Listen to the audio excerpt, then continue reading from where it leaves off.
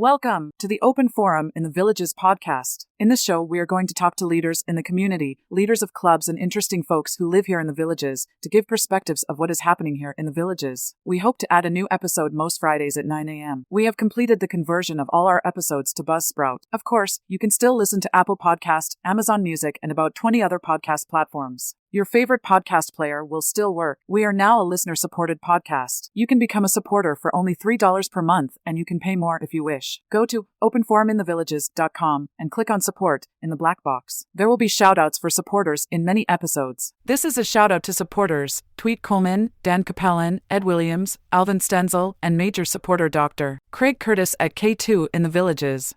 We will be hearing more from Dr. Curtis with short Alzheimer's tips each week. Should you want to become a major supporter of the show or have questions, please contact us at mike@rothvoice.com if you know someone who should be on the show. This is Mike Roth. I'm back with Bob Baker, and we're going to be talking about improvisational music today and how he wrote a book with Laura Hall, who is the musical director of Whose Line Is It Anyway? Bob, why don't you review for our listeners who might not have heard the prior episode how you met Laura Hall? Yeah, well, I've been in and out of performing and even teaching improv for many years, and been also at the same time been a musician. And so I like to to do both the acting part, the non-musical part of improv, where you're making up stuff on the spot with a group of other players, but also incorporating music where you're making up lyrics and melodies and, in the moment.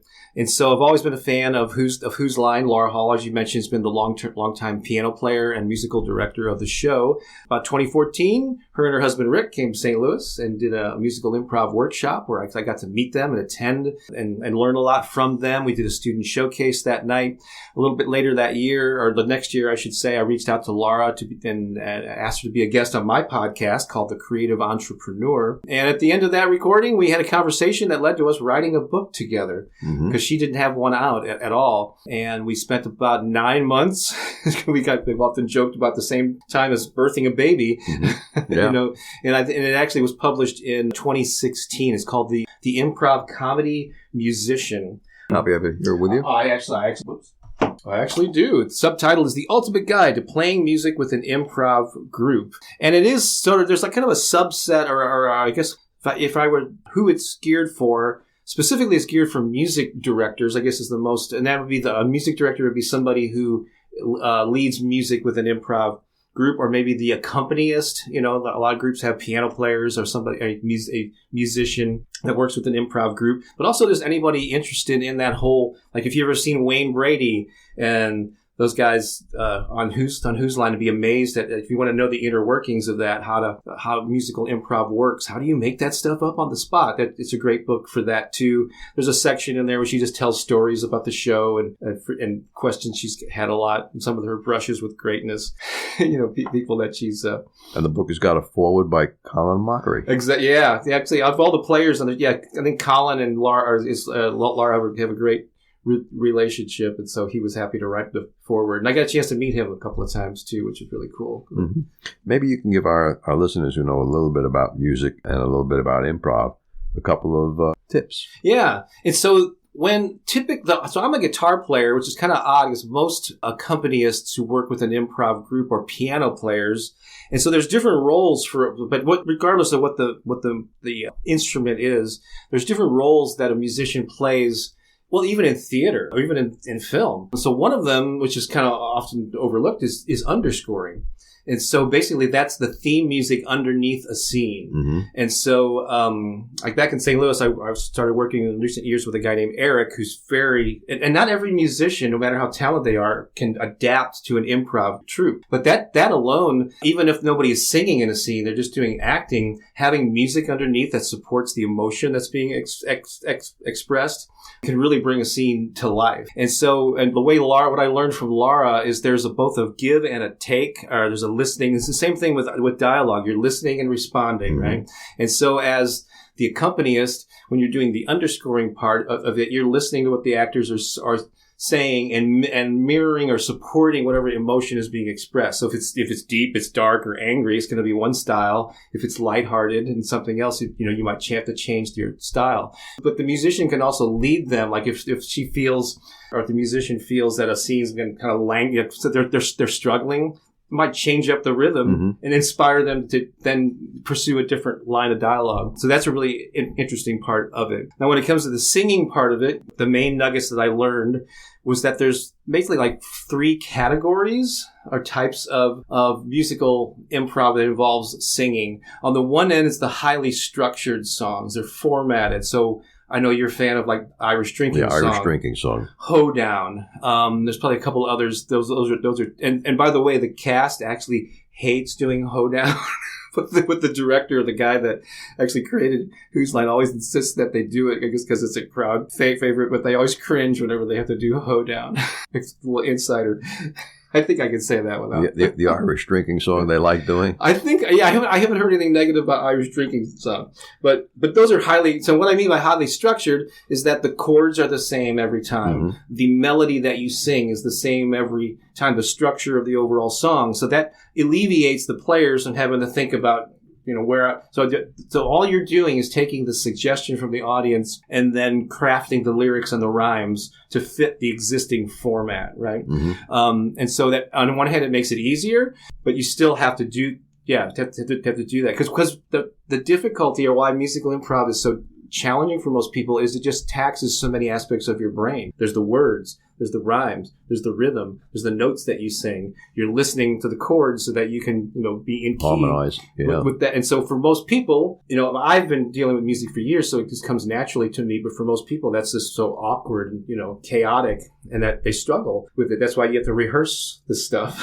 So that's on one end. And so those formatted songs tend to also be presentational. Like you'll notice Irish drinking songs and Hoedown, they're sung to the audience. They break what's called the fourth wall. Right. So they're sung to the audience. On the other hand, you have like a totally, or on the other side of the spectrum, totally organic, which tends to be, in the last episode, we talked about long form improv where anything goes. I mean, a singer in the middle of a scene will just start singing, and the accompanist has to follow them. I mean, it was funny because the detective in Dean Corbett's Improv murder mystery was actually a extremely talented musician named Wayne Richards, who would normally play the keyboards, and in the middle of the show, he would break out into a song.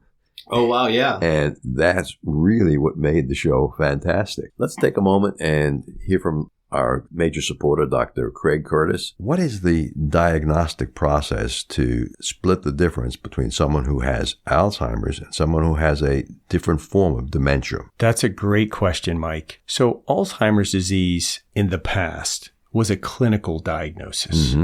And we would talk to the patient and the family, and they would tell us about this progressive memory loss and maybe other symptoms that had been occurring over the past 3 to 5 years.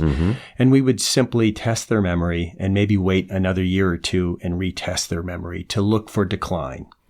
Nowadays, it's completely different. As a matter of fact, now our diagnostic process involves actually looking for amyloid in the brain, which we now know causes Alzheimer's disease. How do you see amyloid in the brain? We can see amyloid in the brain using PET scans, which is the most common way. And now we're working on using blood tests, which are going to be coming out in the next few years. In fact, there's already one blood test that is FDA cleared to detect amyloid in the blood, which is reflecting amyloid in the brain. And that would be the differential between another type of dementia and Alzheimer's. Yes, sir. Right. And if there's a musician there, they have to just be ready to follow that, And so in those cases, it's totally organic. In fact, if we have time, class, there's a Monday. On Monday, we'll probably be listening to it after this, but there's a game called Talent Show that I do where we just get 2 letters of the alphabet from the audience, and each performer has to come up with a song or some kind of a performance that can be where the chorus or the theme is boiled down to 2 words, and the first word has to begin with whatever that first. Let's just say it's L. R. The first word has to begin with the letter R. Second word has to begin with the letter whatever. Or L and R, and they could make no Q's and X's. We'll just stay away from those, or maybe Z's too. And it's totally up to them what they make that phrase. and they're making it up on the spot. There's no pre-assigned structure. Every song is different. Exactly. So that's a totally organic form, but it's a lot of fun too. We have tried and I can't remember the name of the scene where there's two radio announcers discussing a new album, on maybe cruise ships, mm-hmm. and they come up with a name of a song, and then two other players have to sing the song that's on the compilation album. Yeah, on Whose Line it's called Greatest Hits. Greatest Hits. Which we do that. Yeah, and then usually you get either a occupation or a hobby. Mm-hmm. And so let's say it's gardening. It's Songs of the Gardener. And they make up, that's add more fertilizer is the name of the song. And they even might throw in a genre. Remember that jazz favorite? I need more fertilizer. And then sing it. Louis Armstrong singing Songs of the Gardener. Exactly. So there's just so many different forms of musical improv. And then there's some things in the middle, where you have some structure, but like there's I don't know if you've ever heard of a game called Bartender, where we get like a one-word suggestion from the audience, and the patron, and then there's a two-person scene. The patron walks in, and they start, they say, I got some problems here. So, but there's a little bit of an interaction, and then the patron sings an issue that they're having. You know how you kind of cry in your beer with the bartender? They have a section where they sing about their issues based on the suggestion that they were given. And then the bartender has some ridiculous advice back that in a form of song. Okay, yeah, that's a different form of something we practiced or learned last Monday, 100 penguins walk into a bar. Yeah. And the bartender says, "We don't serve penguins." And then each player has to repeat it and add a punchline to it. Yeah, like, hey, we would a dress code here. You got to be wearing a tuxedo. Something like that. Well, we don't want to make this a habit. Yeah, exactly. Yeah. I don't know where this came from, but our version of that is 185, whatever it is. I don't know where that came from, but you always got 185 penguins walk into a bar, but whether it's 100 or whatever. No, it's still ridiculous. This is the Villages, so we went down to 100. Downsized. We never see 185 penguins. Maybe 100. You never know. The extra 85 in the next county, perhaps. So what is the first rule you might give to a performer who is going to do the Irish drinking song? Oh my gosh. So the Irish drinking song is very challenging because those rhymes come quick. And it all depends how you divide it. It would be listening. I mean, it's the same advice that I would give to somebody just in improv in general. Active listening. Don't get too stressed out about, just be open. So the Irish drinking song, the challenge is you have to rhyme with the person right before you. Mm-hmm. And it's an A-A-B-B rhyming structure. I mean, the first two lines rhyme. The second two lines have a different rhyme at the end of their lines. And they come very quick. So you can always do yourself and your partner a favor by using one syllable, easy, common words like car, tree, and as opposed to perpendicular or something, And in fact, when I mentioned there was a student showcase the day that I met Laura Hall and her husband, and the first song was Irish drinking song. And I think I was up playing in that one. There's just four singers, so my initiation to this was a pretty high pressure thing, and I ended up having the last line of the song, and the person right before me said something that ended with the word blue. The song goes and I like froze for a second. They kind of fumbled their words, but it sounded like they said blue. And luckily it came to me and I just said, and now this song is through.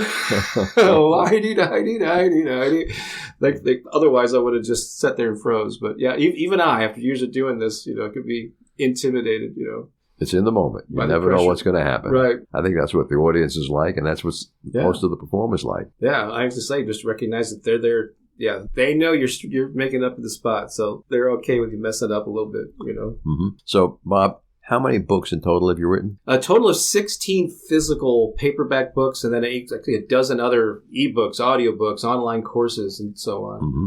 Yeah. Are these available for people to buy? Yeah, most of them are available some of the early ones are out of print, but most are available on Amazon, and you can just look for Bob Baker. Well, that's a common name on Amazon.